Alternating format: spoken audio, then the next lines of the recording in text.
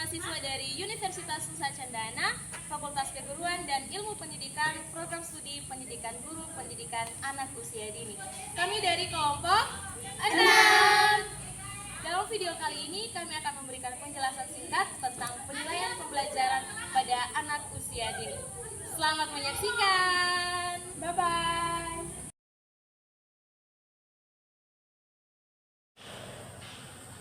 Oke, baik, di sini saya akan menjelaskan tentang pengertian pembelajaran PAUD. Metode penilaian kegiatan pembelajaran PAUD adalah proses pengumpulan dan kajian informasi secara sistematis, terstruktur, berkelanjutan secara signifikan tentang pertumbuhan dan perkembangan anak usia dini dicapai oleh anak selama kurang waktu tertentu. Penilaian lebih menekankan pada penilaian proses dan penilaian produk. Baik, terima kasih. Perkenalkan, nama saya Stefania Celiandide dengan NIM 2201180083. Di sini saya akan menjelaskan prinsip-prinsip penilaian pembelajaran pada anak usia dini. Prinsip yang pertama yaitu mendidik. Mendidik merupakan proses dan hasil penilaian yang dapat dijadikan dasar sebagai memotivasi, mengembangkan pertumbuhan dan perkembangan pada anak. Yang kedua, berkesinambungan. Berkesinambungan merupakan proses penilaian yang dilakukan secara terencana, berurutan dan terus-menerus tentang gambaran pertumbuhan dan perkembangan anak. Yang ketiga, objektif. Objektif merupakan penilaian yang didasarkan pada prosedur dan kriteria yang jelas dan tidak terkait dengan subjektivitas. Akuntabel. Akuntabel merupakan penilaian yang dilaksanakan secara prosedur dan kriteria secara jelas dan mempertanggungjawabkan. Oke, baik. Di sini saya akan melanjutkan tentang prinsip-prinsip penilaian pembelajaran di PAUD. Yang kelima, transparan. Penilaian dilaksanakan sesuai dengan prosedur dan hasil penilaian dapat diakses oleh orang tua dan pemangku. Yang keenam, sistematis. Penilaian dilakukan secara teratur dan terprogram sesuai dengan pertumbuhan dan perkembangan anak. Yang ketujuh, menyeluruh. Penilaian mencakup semua aspek, dari aspek perkembangan dan pertumbuhan baik sikap, pengetahuan, dan keterampilan. Yang kedelapan, bermakna. Penilaian memberikan informasi yang bermanfaat bagi anak, orang tua, dan pendidik. Teknik penilaian merupakan alat yang digunakan untuk mengukur dan menilai capaian pembelajaran siswa. Teknik penilaian yang pertama adalah observasi. Observasi adalah teknik penilaian yang melibatkan pengamatan langsung terhadap perilaku dan aktivitas siswa selama proses pembelajaran. Yang kedua, percakapan. Percakapan adalah teknik penilaian yang melibatkan dialog langsung antara guru dan siswa. Percakapan dapat dilakukan secara individual atau dalam kelompok kecil dan dapat digunakan untuk menilai pemahaman, mengidentifikasi kesulitan, dan memberi umpan balik. Yang ketiga, penugasan. Penugasan adalah teknik penilaian yang melibatkan pemberian tugas kepada siswa untuk dikerjakan secara mandiri atau dalam kelompok. Penugasan dapat berupa yang pertama, tugas tertulis. Tugas tertulis terdiri atas esai, laporan, makalah, soal ujian, dan tugas tulis lainnya. Yang kedua, tugas presentasi seperti tugas lisan, demonstrasi, atau pertunjukan. Yang ketiga, tugas proyek. Tugas proyek seperti tugas penelitian, proyek desain, dan proyek seni lainnya. Oke, baik, di sini saya akan melanjutkan tentang teknik-teknik penilaian pembelajaran di PAUD. Yang berikut 4 untuk kerja, yaitu penilaian yang dilakukan pendidik atau guru dengan cara menuntut anak didik melakukan aktivitas kegiatan atau tugas dalam perbuatan yang dapat dilihat langsung, misalnya bernyanyi, melompat, atau memperagakan sesuatu.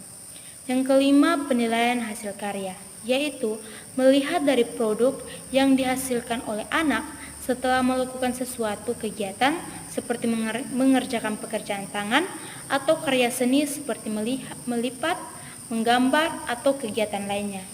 Yang keenam, pencatatan anekdot, yaitu teknik penilaian yang dilakukan dengan mencatat sikap dan perilaku khusus pada anak terkait perkembangan yang negatif dan positif yang terjadi dalam proses pertumbuhan dan perkembangannya. Yang terakhir, portofolio, yaitu kumpulan atau rekam jejak berbagai kegiatan anak secara kesinambungan atau catatan pendidik berbagai aspek pertumbuhan dan perkembangan anak, salah satu bahan untuk menilai kompetensi sikap, pengetahuan, dan keterampilan. Oke, baik. Di sini saya akan menjelaskan di bagian D tentang prosedur penilaian. Penilaian, proses, dan hasil kegiatan belajar anak mencakup semua aspek perkembangan yang dirumuskan dalam kompetensi sikap, pengetahuan, dan keterampilan. Waktu penilaian dilakukan mulai anak datang di TK, selama proses pembelajaran, saat istirahat, sampai anak-anak pulang. Hasil penilaian dapat dirangkum dalam kurun waktu harian, mingguan, atau bulanan. Hasil akhir penilaian merupakan informasi tentang proses dan hasil belajar anak yang diperoleh dengan menggunakan berbagai teknik dan instrumen penilaian dengan menggunakan prosedur sebagai berikut. Yang pertama, mengacu pada kompetensi yang dilakukan seiring dengan kegiatan pembelajaran yang diprogramkan dalam RPPH. Yang kedua, mencatat proses dan hasil belajar anak dengan menggunakan berbagai teknik dan instrumen penilaian sesuai dengan kegiatan yang dilakukan. Yang ketiga, merangkum catatan semua hasil perkembangan anak dan dipindahkan ke dalam buku, bantu penilaian buku, rangkuman, penilaian atau dokumen lainnya. Yang keempat, mengelola hasil rangkuman selama 1 semester menjadi bentuk laporan deskripsi secara singkat yang diliputi 3 kompetensi, yaitu kompetensi sikap, pengetahuan, dan keterampilan. Baik, ini mungkin dari saya. Sekian dan terima kasih. Baik, saya akan menjelaskan materi tentang pelaporan hasil penilaian. Yang pertama, pelaporan. Pelaporan adalah kegiatan mengkomunikasikan hasil penilaian tentang tingkat pencapaian perkembangan anak, baik secara psikis maupun fisik, yang dilakukan secara berkala oleh pendidik. Bentuk laporan berupa deskripsi pertumbuhan fisik dan perkembangan kompetensi sikap, pengetahuan, dan juga keterampilan anak yang dilaporkan kepada orang tua, dilengkapi dengan lampiran hasil portofolio. Yang kedua, tentang pola penulisan LPPA. Deskripsi LPPA merupakan keberhasilan belajar anak atau pencapaian kompetensi yang sesuai dirumuskan dalam kegiatan pembelajaran. LPPA juga harus mendeskripsikan hal-hal yang penting terkait perkembangan diri anak selanjutnya, serta LPPA juga harus mendeskripsikan tentang hal-hal yang perlu dilakukan oleh pendidik atau guru dan orang tua dalam rangka pengembangan diri anak. Sekian penjelasan dari saya. Terima kasih. Baik, di sini saya akan melanjutkan yang ketiga, teknik penyampaian hasil penilaian. Berikut adalah beberapa teknik penyampaian hasil penilaian yang perlu diperhatikan ketika melakukan pelaporan LPPA. Yang pertama, dilakukan oleh kepala TK dan guru secara lisan atau tertulis. Yang kedua, dilaksanakan secara tatap muka langsung antara pihak lembaga dan orang tua wali. Yang ketiga, menjaga kerahasiaan data pelaporan perkembangan anak untuk melakukan bimbingan selanjutnya. Terima kasih. Singkat dari kami, semoga materi yang kami sampaikan dapat bermanfaat buat teman-teman semua. Terima kasih.